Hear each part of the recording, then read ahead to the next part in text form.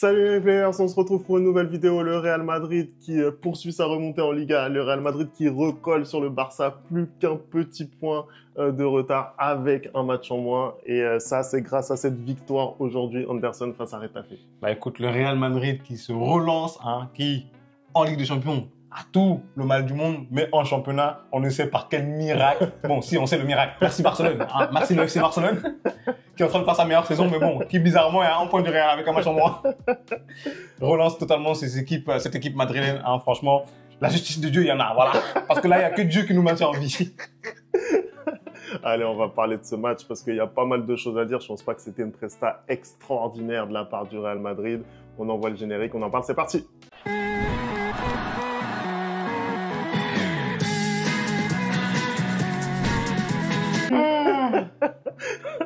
En fait, le gars, est en train de me dire, toi, c'est bien, t'es bien lucide.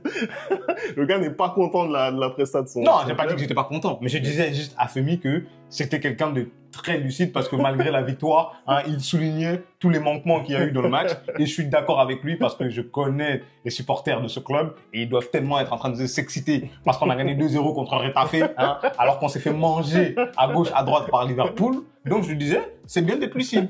Moi, j'apprécie de travailler avec toi. C'est important. Voilà. C'est important la lucidité. On va revenir déjà sur la compo choisie par Carlo Ancelotti, parce que tu l'as dit, ça a été compliqué en milieu de semaine face à Liverpool, c'est peu de le dire. Et il y en a qui ont été sanctionnés, j'ai l'impression, au départ du match. On n'a pas vu un joueur comme Ferland Mendy, par exemple, au coup d'envoi. On n'a pas vu non plus Arda Güler.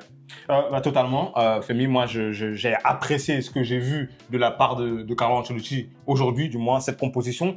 Elle était, en tout cas, c'est le mieux que tu peux faire aujourd'hui avec tous les blessés que tu as. Pourquoi? Parce que déjà, tu as un Lucas Vazquez qui revient et donc tu as logiquement Valverde qui revient au milieu de terrain. Tu as aussi Ferland Mendy qui, moi, je t'avais dit que je trouvais qu'il n'aurait pas dû jouer contre Liverpool.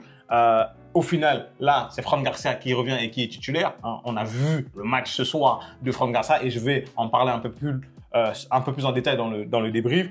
Et tu as aussi la titularisation de Rodrigo aux côtés de Brahim Diaz et Kylian Mbappé. Donc, sur le papier, il y a Dani Ceballos aussi qui est rentré dans cette équipe, j'ai oublié. D'ailleurs, très gros match de la part de Ceballos. Sur le papier, l'équipe, elle est totalement équilibrée.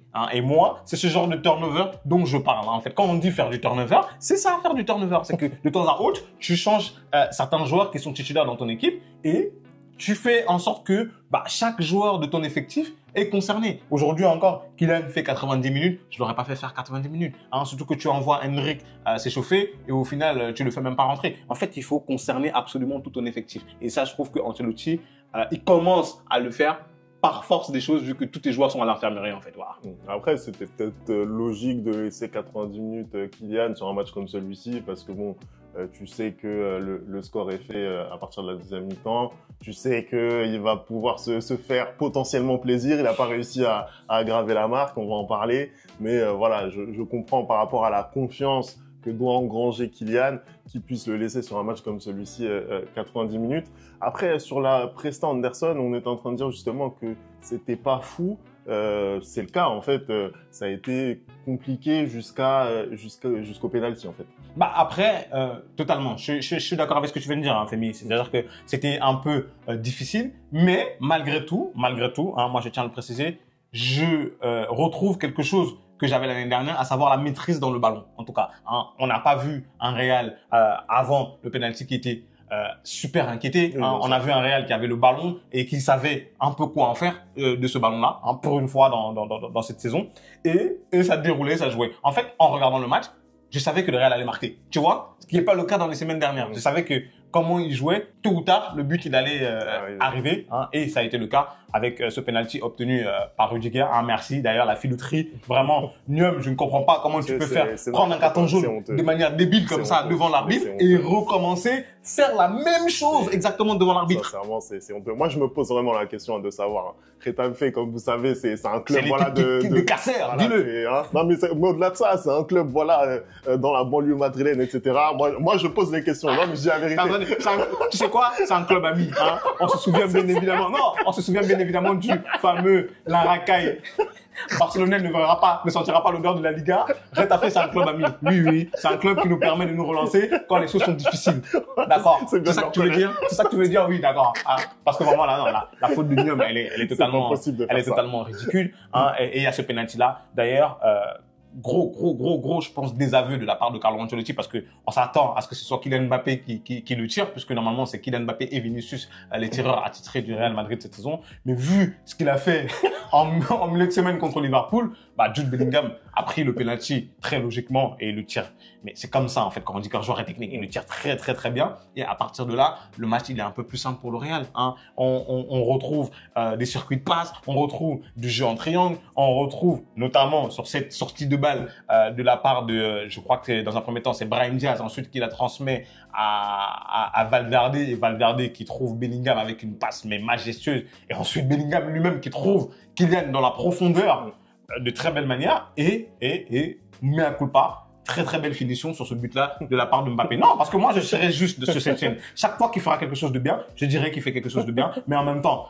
vu la passe que Jude lui fait, il peut pas rater ça parce que pour une fois, il joue sur ses qualités, à savoir la vitesse. C'est-à-dire que pour une fois, il fait l'appel en profondeur. Et c'est ce qu'on lui demande depuis le début de la saison. Quand tu fais l'appel en profondeur, il y a les milieux de terrain dans cette équipe pour pouvoir te servir. Parce qu'on attend depuis une semaine sur les réseaux que apparemment il ne serait pas entouré des meilleurs joueurs du monde, hein, que apparemment c'est à cause de ça qu'il n'est pas dans les meilleures dispositions, alors qu'il y a clairement les joueurs pour le servir. C'est n'importe quoi. Et oui, je suis d'accord en tout cas sur cette séquence.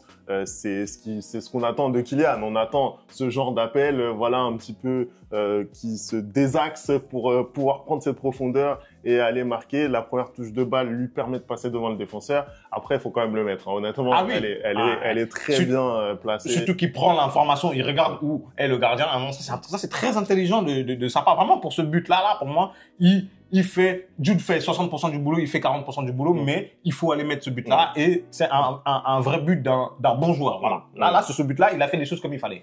Justement, ça me permet d'enchaîner avec un petit peu la presta de Kylian Mbappé. Kylian Mbappé, d'ailleurs, dites-nous ce que vous en pensez en commentaire, mais Kylian Mbappé élu homme du match. Je sais pas si il y a que moi que ça choque ici, mais c'est incroyable. Je veux bien que voilà le but soit un beau but, etc.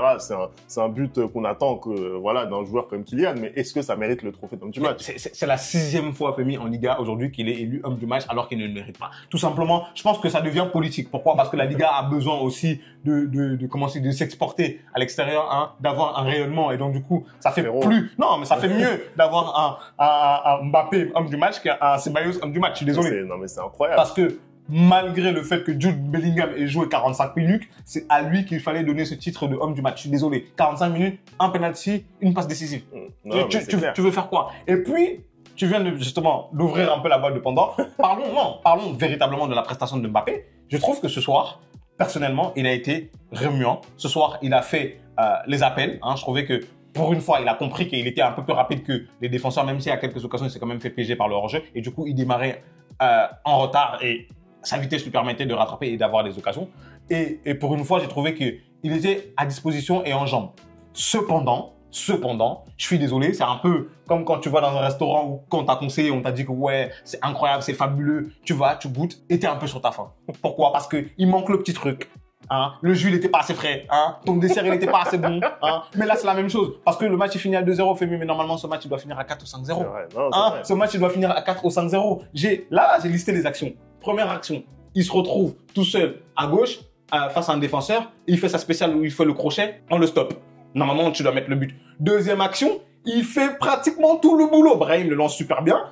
Déjà, il arrive en face du gardien. Je ne sais pas pourquoi il tire pas, parce que ça, un truc comme ça, Vinicius, il le met tout le temps. Mais ça, pour le coup, je pense que c'est la confiance. Et encore, justement, il est en confiance. Il dribble le gardien. Je me dis, ah, bien vu. Et il n'arrive pas à cadrer. C'est incroyable de rater le ballon comme ça. C'est-à-dire que c'est sa touche pour dribbler le gardien qui est beaucoup trop longue. Manque de technique, encore une fois de plus. Et la troisième action, où Modric le lance parfaitement dans la profondeur. Il va faire ce tir un peu où il tacle en même temps. C'est pas normal. Aujourd'hui, Kylian, il doit finir avec un triplé. Plus le match, il avançait, et plus je me disais, ah, il va me fermer ma bouche. Il va me fermer ma bouche, parce que je me suis dit, ah, on dirait que c'est un match où il va te mettre un triplé, un quadruplé, et il va se retrouver à 14 buts, 15 buts. Ah oui, mais moi, de toute façon, j'avais prévu en début de saison que sur ces matchs-là, il allait marquer. Ça, c'est clair et net. Mais là, comment tu expliques son manque de finition aujourd'hui? Parce que j'ai l'impression qu'il retrouve des jambes, mais dans la finition, c'est pas du tout ça. Ouais, je pense qu'il n'a pas encore complètement retrouvé la confiance. C'était mieux sur la deuxième mi-temps, porté par le but qu'il a marqué. On l'a vu refaire des gestes qu'on a l'habitude de le voir faire.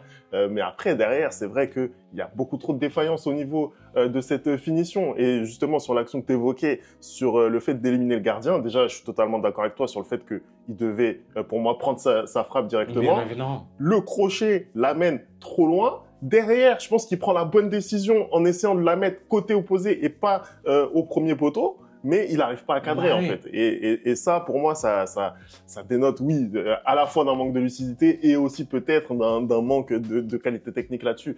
Après, sur l'ensemble du match, honnêtement, j'ai trouvé que il a fait ce qu'on attendait de lui, c'est-à-dire on l'a trouvé dans le registre où on a envie de le voir. Voilà, c'est-à-dire que je suis d'accord avec toi. C'est-à-dire que enfin, on n'avait pas Kylian dans les pieds, mais on avait Kylian en profondeur, Kylian sur la vitesse. Là, ça reste encore un joueur de qualité quand il doit prendre cette profondeur. Par contre, faut faire attention parce que ça, ce que tu dis là, c'est à partir du moment où il marque. Parce que avant qu'il marque, je trouve que justement, il est encore dans ses travers. Parce que avant qu'il marque, je trouve qu'il demande beaucoup trop le ballon dans les pieds. Je trouve qu'il garde beaucoup trop ce ballon en essayant de faire d'ailleurs, il m'énerve tellement sa feinte de crochet, là.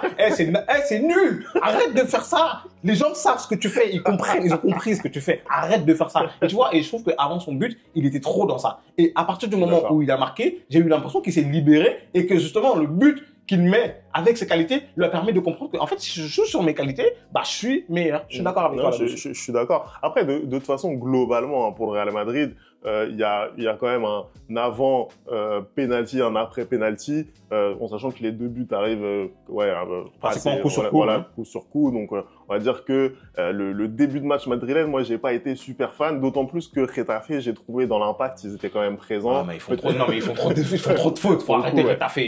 C'est pas possible. Comment tu peux avoir 24 fautes en un match? C'est vrai que ils ont fait beaucoup de fautes. Mais bon, voilà, ils jouent avec leurs armes. Au moins, ils montrent que ils sont présents. Après, c'est vrai que dans la production offensive, ils sont pas allés très loin. Et finalement, avec le penalty de Bellingham, ça leur a coupé l'herbe sous le pied. Derrière, en deuxième mi-temps, on les voit un petit peu. Ils ont touché 2 fois quand même les montants malgré tout. Mais c'était un Real Madrid qui était à sa main, qui n'avait pas forcément besoin de faire beaucoup plus et qui s'est aussi créé des situations, on en a parlé par l'intermédiaire. Justement, tu vois, moi personnellement, j'aurais peut-être, tu vois, on est en train de parler justement du fait qu'il y avait 2-0. Imaginons que un seul des frappes de Getafe rentre, une seule des frappes de Getafe, rentre, on se retrouve à 2-1, le match est beaucoup plus compliqué. Et c'est pour ça que j'en veux justement un peu à Kylian de pas avoir converti les occasions qu'il avait, parce que pour moi, ce match-là, vraiment, il doit me donner tort et finir avec un triplé. Et là, finalement, on finit le match à 2-0. Il y a clairement du mieux pour lui. Il y a clairement du mieux, mais la finition, c'est toujours pas ça. Parce que je trouve que même à la fin du match, il a une occasion en contre-attaque où il doit faire une passe à Brahim. Il la loupe totalement. Tu vois, techniquement, c'est toujours pas ça. Genre, il est trop hors jeu. Il est encore trop juste. Techniquement, il y a plein de ratés, mais dans l'envie, tu vois que c'est mieux. Moi, par contre, j'aimerais relever la prestation de certains joueurs, notamment Raúl Asensio, Dani Ceballos et Jude Bellingham dans ce match-là. C'est juste exceptionnel. Raúl Asensio, il a 21 ans, il sort du Real Madrid B et il vient te livrer des matchs comme ça, plein d'assurance, plein de force, il panique pas. À la relance, je trouve qu'il prend des bonnes décisions. Il n'a pas peur de tenter des choses. Quand tu viens comme ça te retrouver à côté de Rudiger, c'est pas facile, mais il fait encore un très très gros match. Il est très lucide, il est très rapide. Dani Ceballos au milieu de terrain, ce soir, j'ai eu l'impression qu'on a retrouvé Kroos. Non, Femi, moi je te dis, je veux dire les termes. Dani Ceballos, le match qui te sort ce soir, j'ai l'impression qu'on a trouvé Kroos. C'est-à-dire que il est devant la défense, mais malgré tout, il te trouve des passes. Ce soir, il a fait des passes, mais j'étais sur le cul. Non, mais j'étais sur le cul parce qu'il te retrouve des passes en fait, c'est des passes vers l'avant et qui cassent les lignes. Tu vois ou pas? Genre des passes en profondeur vraiment incroyables. La manière dont il orientait le jeu, à chaque fois, il était en progression. Moi, j'ai envie de dire que j'ai commencé à penser que absolument tous les milieux de terrain du Real Madrid sont plus forts que Tchouaméni en milieu MDC. Non, mais parce que ça, c'est le genre de MDC dont j'ai envie. Camavinga et Ceballos, c'est des MDC qui vont vers l'avant. Pas un MDC qui me fait des passes latérales ou qui me fait des passes en retard. Et pour finir bien Jude, encore Jude. Voilà, depuis le début de la saison, c'était un peu le joueur sacrifié. Et là, il est en train de retrouver ses sensations. Et les matchs qu'il fait, les prestations qu'il sort, c'est juste incroyable. Là, il est sorti à la mi-temps. Apparemment, il aurait été pris de vertige. J'espère que c'est que ça, parce qu'il se touchait aussi le genou. Hein. Parce que si on perd Jude là, vraiment, moi, j'en peux plus. Voilà, parce que là, on arrive enfin à se relancer alors que le début de saison est vraiment compliqué. Et malgré tout, on n'est qu'à un seul point du FC Barcelone. Donc, dans l'ensemble, j'ai été satisfait de ce que je vois. Mais encore une fois de plus, c'est 2-0 alors que ça aurait pu être 4-0, 5-0. Et justement, on a besoin de ce trop plein de confiance aujourd'hui. Voilà. Oh, je suis d'accord avec toi, Anderson. C'est la preuve quand même que le football, ça va très très vite. Ah, ça va trop vite. Très, très vite. C'est toi qui avais raison. Pour le coup, en Liga, c'est toi qui avais raison. Qui aurait pu dire en début de saison, quand on a vu ce que le Barça a proposé et ce que le Real a proposé, que là, en décembre, le Real Madrid sera en position de récupérer la tête de la Liga. C'est fou. Après, il faut quand même gagner les matchs. Là, mercredi, tu as un déplacement à, je crois que c'est San Mamés. C'est très, très compliqué d'aller gagner là-bas. Wow. Déjà, je vois déjà le match d'ici, donc faut faire le taf maintenant. Et puis, tu dois gagner ton match en retard contre Valence pour peut-être reprendre la tête. Et je pense que le Barça aussi, ils vont pas se laisser faire. Ils vont pas se laisser faire. On va voir ce que ça va donner. Merci d'avoir regardé cette vidéo. On n'oublie pas les bonnes habitudes, @le replay foot. Et on se retrouve très très vite pour une nouvelle vidéo. Ciao. Merci Las Palmas.